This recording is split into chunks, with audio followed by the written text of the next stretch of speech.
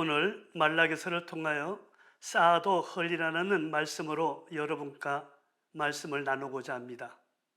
여러분, 우리의 삶 속에서 가장 두려워해야 하는 것은 무엇이라고 생각하십니까? 건강을 잃어버리는 것입니까?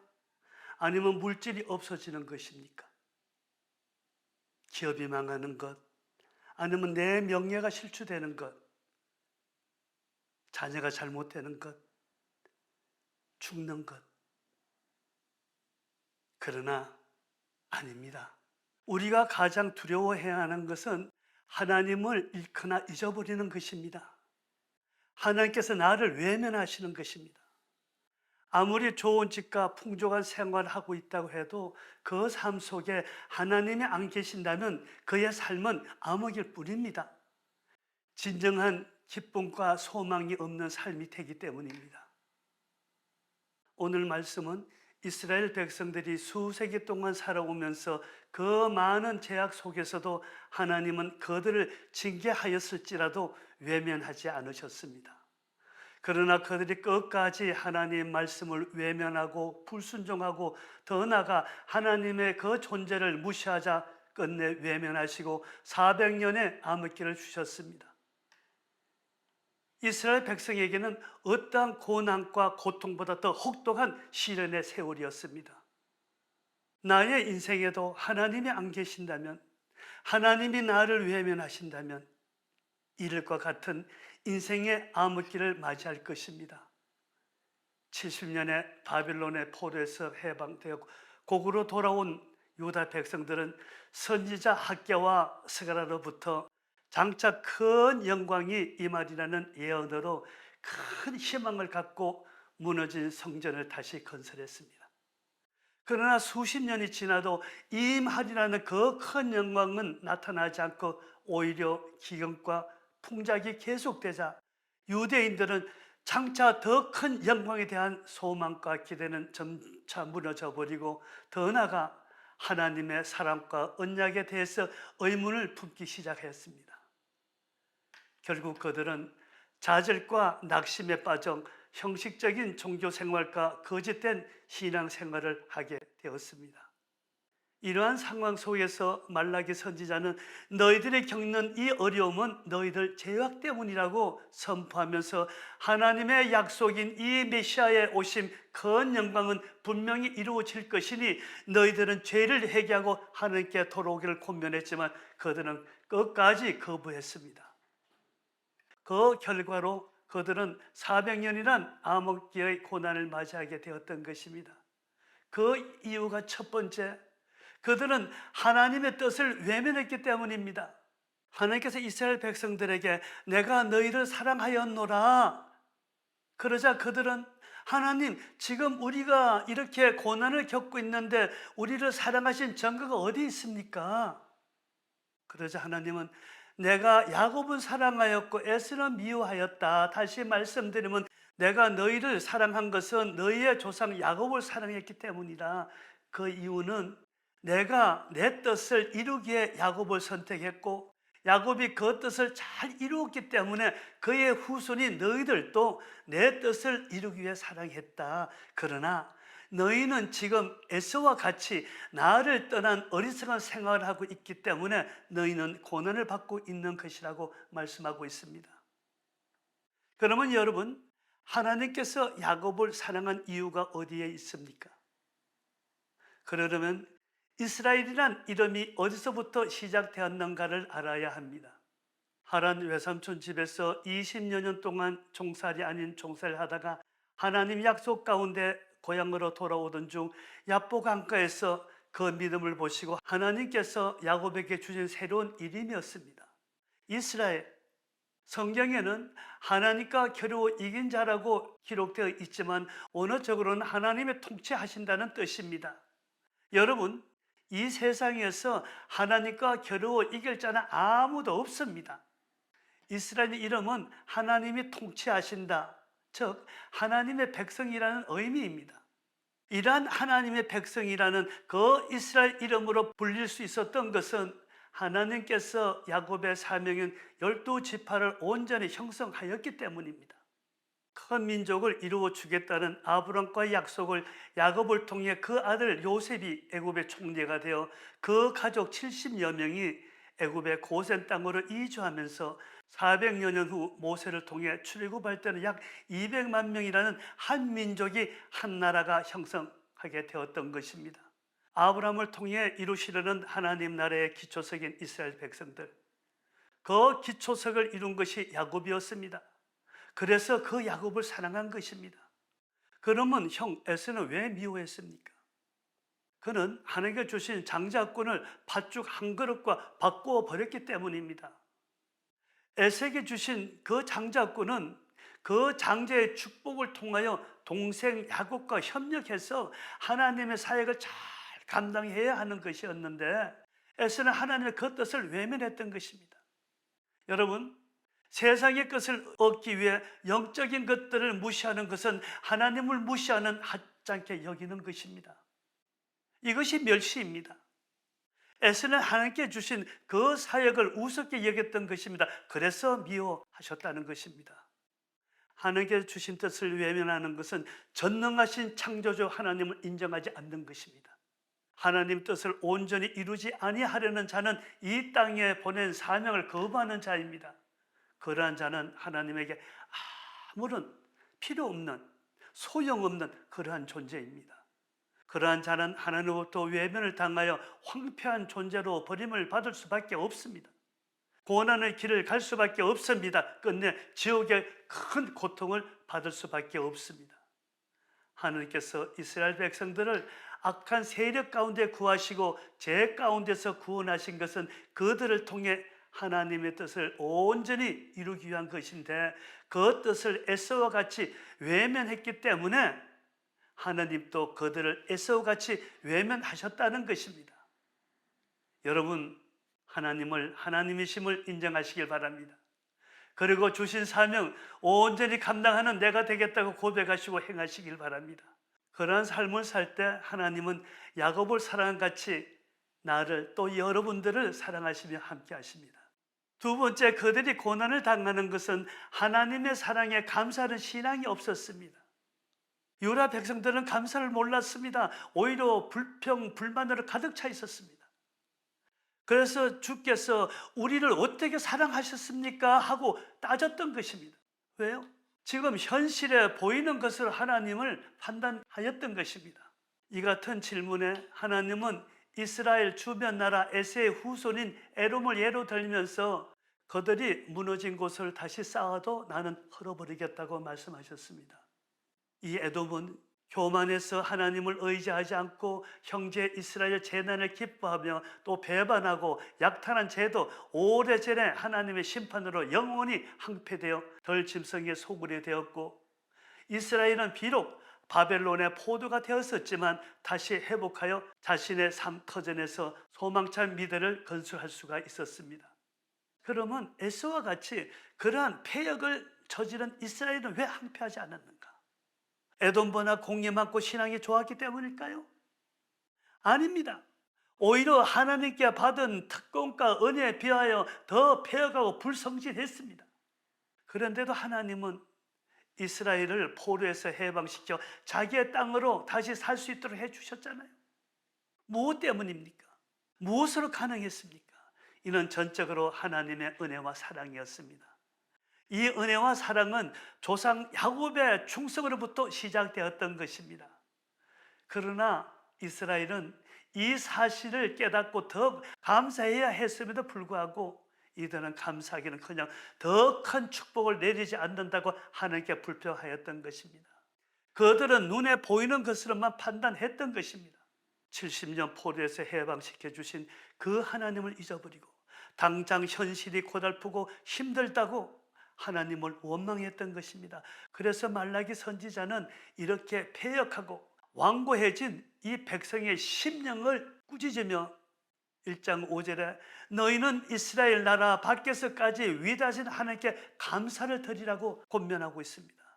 너희는 하나님께 이스라엘 안에서만이 아니라 모든 민족 가운데서도 크고 위대하신 분이심을 기억하고 또한 감사와 경외로 하나님을 바라보라고 촉구한 것입니다. 오늘날 하나님의 영광을 소망하며 열심히 신앙생활하는 우리들에게도 이와 같이 왜 하나님은 축복을 내리지 않는가, 이러한 생각을 품는 성도들이 많이 있을 것입니다.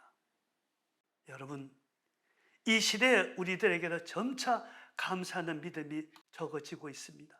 하나님의 은혜와 역사가 크고 풍성함에도 불구하고 사람들은 점차 그것에 익숙해져 하나님의 도우심을 망각한 채 모든 것이 자신의 노력과 운으로 이루어진 것처럼 교만해져 가고 있습니다. 또한 어려움이 찾아올 때로 주님 앞에 무릎 꿇고 의지하기보다는 불평과 원망 속에서 세상을 더 의지하기 때문에 오히려 그 고난에서 더욱 벗어나지 못하게 되는 것입니다. 그러므로 우리는 무엇보다 하나님의 그 크신 은혜와 사랑을 마음 깊이 새겨야 할 것입니다. 죄인된 우리를 구원하시기 위해 하나님께서 친히 인간의 몸을 입고 이 땅에 오셔 십자가에서 피 흘려 죽으심으로 우리의 죄를 대속하신 그 크신 은혜와 사랑을 늘 마음에 간직하며 감사해야 하는 것입니다. 이것이 첫 번째 드려야 할 감사입니다. 그러나 언제부터인가 이 십자가의 은혜가 우리 마음속에서 점점 사라져 가고 있습니다. 많은 성도들이 교회만 나오면, 예배에만 참석하면, 헌금만 드리면, 봉사만 하면 내 신앙이 온전한 것처럼 착각하며 살아가고 있습니다. 그러나 이러한 신앙은 참된 믿음의 신앙이라기보다 단지 종교적인 성식과 행사에 참여하는 모습에 머물러 있는 경우가 많습니다. 하나님은 형식적인 예배와 형식적인 헌신, 그리고 의무감으로 드리는 신앙은 기뻐하지 않습니다. 하나님께서 원하시는 것은 우리 중심에서 우러나오는 감사와 믿음입니다. 그러므로 우리는 어떠한 환경과 상황 속에 있다고 할지라도 지금 이 순간 생명을 주시고 하나님께 예배하며 찬양할 수 있도록 하신 그 은혜에 먼저 감사해야 합니다. 그러한 여러분들 되시길 예수님 이름으로 축원드립니다. 다니엘은 사자굴에 던져질 것을 알면서도 두려움보다 하나님을 향한 감사와 기도를 선택했습니다. 또한 사도 바울은 골로새서에서 무엇을 하든지 말에나 일에나 다 예수 이름을 하고 그를 힘입어 하나님께 감사라고 우리에게 권면합니다. 어떤 환경 속에서도 하나님의 그 크신 은혜와 사랑을 먼저 기억하며 감사하는 심령이 될 때 하나님께서는 놀라운 은혜와 축복으로 함께 하십니다. 범사에 감사하는 믿음, 그것이 바로 축복으로 나가는 길입니다. 세 번째, 그들은 하나님을 경외하는 신앙이 없었습니다.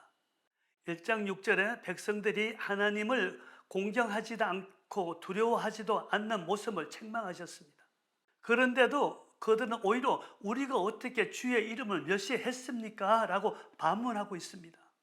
여기서 멸시란 단순히 입술로 하나님을 부인하는 것만이 아닙니다. 하나님의 뜻보다 자기 뜻을 더 앞세우며 살아가는 모습입니다. 이것이 또한 하나님을 멸시하는 행위입니다. 오늘날 많은 사람들도 나는 이렇게 살아갈 거야 라면 자기만의 기준과 방식대로 살아갑니다. 심지어 신앙생활조차도 자신의 틀과 기준 안에 맞추어 드리려 할 때가 많습니다. 물론 삶의 기준은 필요합니다.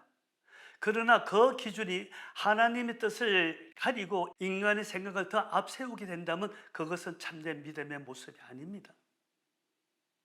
그러므로 우리는 무엇보다 하나님의 뜻을 먼저 따를 줄 아는 영적인 지혜가 있어야 합니다. 하나님의 은혜를 깊이 깨닫지 못하는 사람은 삶 속에서도 아름다운 열매를 맺기 어렵습니다. 하나님께 받은 은혜를 알지 못하니 감사할 줄도 모르고 드리는 삶도 알지 못하게 되는 것입니다.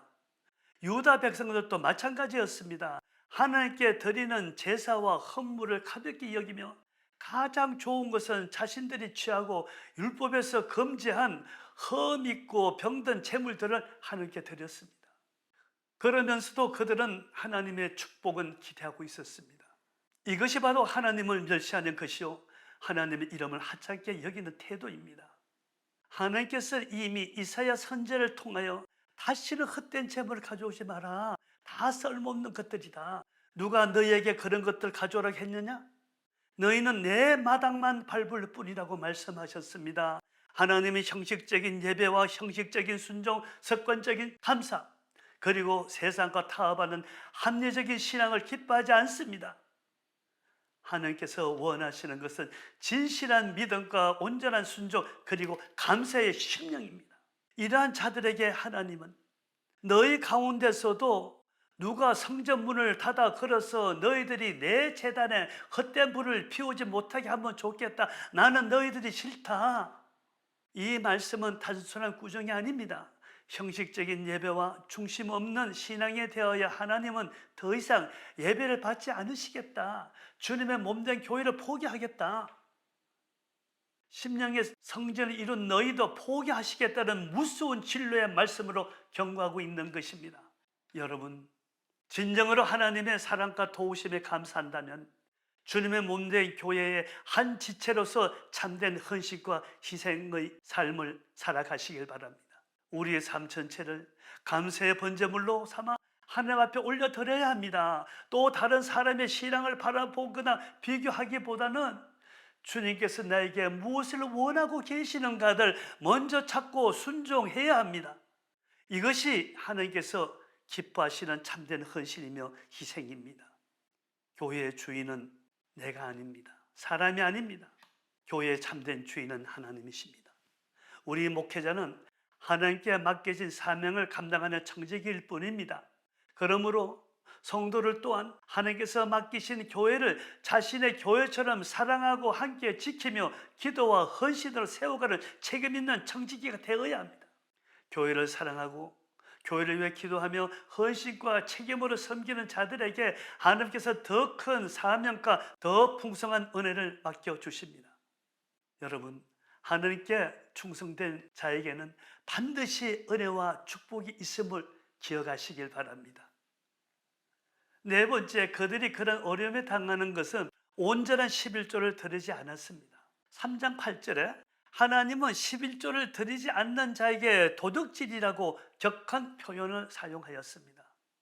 11조는 단지 물질의 일부를 드리는 행위가 아닙니다.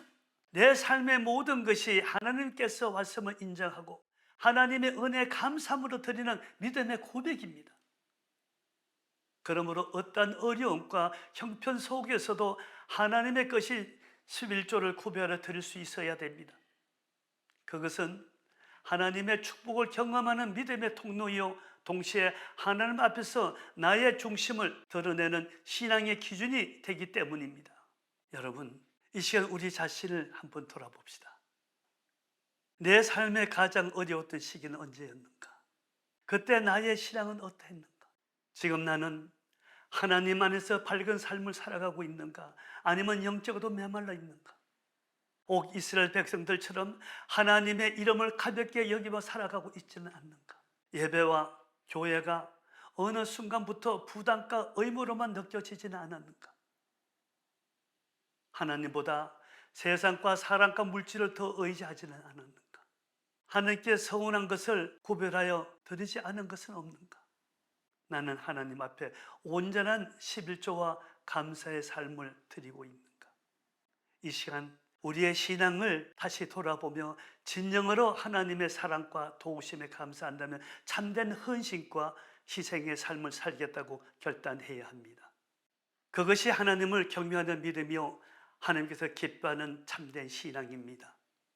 우리 모두는 영과 육이 함께 복된 삶을 원하며 신앙생활을 하고 있습니다. 그러나 살아가는 동안에는 예상하지 못한 고난과 환난, 그리고 아픔이 찾아올 때가 있습니다. 그렇다고 해서 낙심하거나 원망과 불평 속에 머물러서는 안 됩니다. 하나님께서는 인간으로 감당하기 어려운 고난 속에서도 끝까지 하나님을 원망하지 않고 경외하며 소망을 붙들었던 욥에게 놀라운 회복과 축복을 허락하셨잖아요. 또한 우리는 야곱처럼 하나님께 선택받고 사랑받은 백성입니다. 하나님께서 야곱을 사랑하셨듯이 오늘 믿음 안에서 살아가고 있는 우리 역시 동일한 사랑으로 붙드시고 인도하고 계십니다. 그러므로 어떠한 상황 속에서도 그 하나님의 사랑을 의심하지 말고 감사와 믿음으로 끝까지 하나님을 신뢰하며 바라보시길 바랍니다. 하나님께서는 야곱은 사랑했지만 에서는 미워하셨다고 말씀하셨습니다. 여기서 에서와 같은 삶이나 단순한 한 사람의 실패와 인생을 말하는 것이 아닙니다. 하나님 말씀을 가볍게 여기고 하나님 이름을 멸시하면서 세상의 유익을 따라 살아가는 신앙의 모습을 의미합니다. 하나님께서는 세상의 것만 추구하며 살아가는 자, 하나님께서 맡기신 사명을 외면하거나 소홀히 여기는 자, 그리고 자기 중심적으로 살아가는 모습은 기뻐하지 않으십니다. 하나님을 떠난 삶은 결국 황폐해질 수밖에 없습니다. 사람이 아무리 자신의 힘과 노력으로 쌓아 올리는데도 하나님께서 허락하지 않으면 결국 무너질 수밖에 없습니다. 그들이 쌓을지라도 나는 흙이다. 온 힘과 정성을 다해 살아가는데도 열매가 없고 모든 것이 허무하게 무너져 버린다면 그것마저 비참한 인생은 없지 않습니까? 에스는 하나님께 주신 장자의 권리를 한 그릇의 팥죽과 바꿔버렸습니다. 그는 영적인 가치보다 눈앞의 현실과 육신의 욕망을 더 중요하게 여겼던 사람입니다. 내일의 소망보다 오늘의 욕심을 선택했고 하나님의 사랑과 은혜를 깨닫지 못한 채 불평과 원망 속에 살아갔습니다. 오늘날에도 겉으로는 신앙생활을 열심히 하는 것처럼 보이지만 중심은 하나님보다 세상의 복과 성공, 물질과 명예를 더 추구하는 사람들이 있습니다. 교회에 잘 나오고 11조와 봉사를 한다고 할지라도 그것이 하나님을 사랑하고 감사하는 마음이 아니라 내 자신의 욕망을 이루기 위한 수단이 된다면 그 신앙은 참된 믿음이 될 수 없습니다. 영적인 것에는 관심이 없고 육적인 것만 붙드는 삶, 하나님보다 세상을 더 사랑하는 삶, 그것이 바로 에서와 같은 모습입니다. 이러한 삶은 아무리 열심을 내어도 참된 영적 열매를 맺기 어렵습니다. 그래서 하나님께서는 내가 다시 쌓을지라도 내가 헐어버리겠다고 경고하시는 것입니다. 그러므로 우리는 세상의 욕망보다 하나님의 뜻을 먼저 붙들어야 합니다. 잠시의 유익과 현실의 만족보다 영원한 하나님의 은혜와 약속을 더 귀히 여기는 그런 믿음이 사람이 되어야 합니다. 여러분, 우리는 분명히 기억해야 합니다. 에서는 단지 믿음 없는 세상 사람의 모습이 아니라 하나님보다 세상 것을 더 사랑했던 종교인의 모습이었습니다. 하나님을 두려워하지 않고 하나님과 주의 종들 그리고 성도들을 가볍게 여기고 말씀보다 자신의 생각을 앞세우고 영적인 것보다 육적인 욕망을 먼저 구하는 삶은 결국 하나님께서 쌓을지라도 내가 헐리라고 말씀하시는 황폐한 삶이 될 수밖에 없습니다. 사람들은 말합니다. 공동탑이 무너지라? 예, 무너집니다. 평생 사업으로 이뤄놓았던 기업이 하루아침에 부도로 무너졌습니다. 평생 고생하며 벌어놓았던 그 많은 재물을 써보지를 못하고 생명이 무너졌습니다. 죽도록 공부해 유명 대학에서 박사가 되었지만 지금 실업자로 살아가고 있습니다. 어제까지만 해도 건강한 몸이었는데 지금은 의식 없이 병상에서 죽음과 사투하고 있습니다. 산불로 수십 년 자란 나무들이 하루아침에 타버려 벌거숭이 산이 되어버렸잖아요. 그 불로 인하여 나의 보금자리까지 타버려 이재민이 되었습니다. 무너지지 않을 것 같았던 그 여리고성이 무너져 지금까지 황폐한 곳이 되어 있습니다. 세계를 제패해서 영원한 제국으로 남아 있을 것 같은 바벨론, 아수르, 로마 제국이 무너져 지금 흔적도 없이 사라져 버렸잖아요. 이와 같이 우리가 큰 노력을 하여 어떠한 것들을 쌓았더라도 하나님이 지켜주시지 아니하신다면 그 모든 것은 순식간에 무너져 버릴 수 있다는 것을 기억해야 합니다. 나의 힘으로 나의 노력으로 열심히 최선을 다하며 살아왔고 살아가고 있지만 모든 것이 내 생각과 내 계획대로 되지 않습니다. 결실이 없는 삶은 헛된 삶일 뿐입니다. 부한 것, 우리 건강들, 행복들, 명예, 가정도 하나님이 지켜주지 아니하시면 그 모든 것이 한순간에 무너져 버릴 수 있음을 여러분 기억하세요. 그러나 어떤 환경에 처하여 있더라도 하나님의 사랑과 은혜에 감사하며 헌신과 희생의 삶 속에서 하나님께서 명하신 온전한 11조와 사명에 충성하는 삶을 산다면 야곱과 같은 축복은 물론이요 한 번 쌓으면 영원히 무너지지 않는 복된 삶을 주심을 믿으시길 바랍니다. 성경은 분명히 말씀하고 있습니다. 야곱은 사랑하였고 에서는 미워하였다. 우리는 스스로에게 물어야 합니다. 나는 주님께서 나에게 맡기신 십자가를 지고 주님을 따라가며 야곱처럼 하나님께 사랑받는 삶을 살아왔는가? 아니면 십자가를 외면한 채 세상의 욕망을 따라 에스처럼 살아왔는가? 오늘 또 하나님께서 우리에게 말씀하십니다. 내가 너를 사랑하였노라. 내가 너를 사랑하였노라. 우리를 구원하시기 위하여 하나님께서 친히 인간의 몸을 입고 이 땅에 오셨습니다. 그 하나님이신 그리스도께서는 십자가에서 죽으심으로 우리를 구원하셨습니다. 그리고 지금 또 하나님께서 성령으로 우리와 함께 하시며 끝까지 지키시고 인도하고 계십니다. 우리는 이 크신 은혜 앞에 무엇으로 응답해야 하겠습니까? 우리에게 있는 생명도 물질도 재능도 시간도 모두 하나님께서 주신 것입니다. 우리가 하나님께 드릴 만한 것은 아무것도 없는 존재들입니다. 그러나 하나님께서 기뻐하시는 것이 하나 있습니다. 순종입니다. 순종입니다. 너의 십자가 지고 나를 따르라. 땅끝까지 이르러 내 정인이 되라. 하나님께서 우리의 화려한 조건보다 말씀 앞에 순종하며 십자가를 붙드는 그 믿음을 원하고 계십니다. 에서는 세상의 욕망을 따라 살았지만 야곱은 끝까지 하나님의 약속을 붙들었습니다. 우리 모두도 야곱과 같이 하나님께서 맡기신 그 사명과 사역을 잘 감당하여 하나님께 사랑받고 인정받는 믿음의 사람들 되시길 예수님 이름으로 축원합니다. 우리 모두도 야곱과 같이 하나님께서 맡기신 사명과 사역을 잘 감당하여 하나님께 사랑받고 인정받는 믿음의 사람들 되시기를 소망합니다. 주님의 십자가를 붙들고 또 충성함으로 하나님의 은혜 가운데 한 번 싸움은 영원히 무너지지 않는 여러분들을 되시길 우리 주 예수 그리스도의 이름으로 축원합니다. 여러분, 하나님은 말씀합니다. 나는 너희를 사랑하노라. 기도하겠습니다.